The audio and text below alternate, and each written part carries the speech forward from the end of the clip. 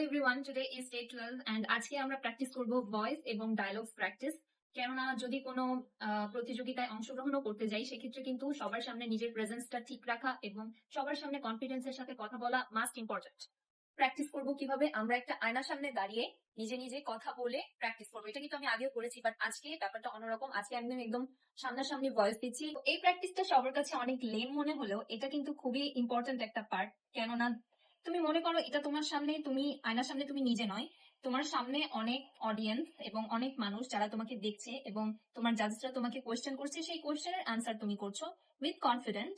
প্রথমেই আমি কিছু লাইন্স বলবো যেটা আমাকে খুবই ইন্সপায়ার করে, লাইক আমি পারবো অ্যান্ড এটা আমার challenge with my self. This is my challenge with my self. এভাবে ইংলিশও প্র্যাকটিস করে থাকি, কারণ যতই মনে মনে ইংলিশ বলি না কেন, যখন মনে মনে বলি তখন কিন্তু ইংলিশ পারি, কিন্তু যখন আমি জোরে বলতে যাই তখন কিন্তু ইংলিশটা প্রপারলি আসে না। সো যদি তুমি এভাবে প্র্যাকটিস করো তাহলে কিন্তু ইংলিশটাও ইমপ্রুভ করা সম্ভব। Modelling starts from the way you express yourself. Every time I speak, I grow stronger. My voice defines my presence.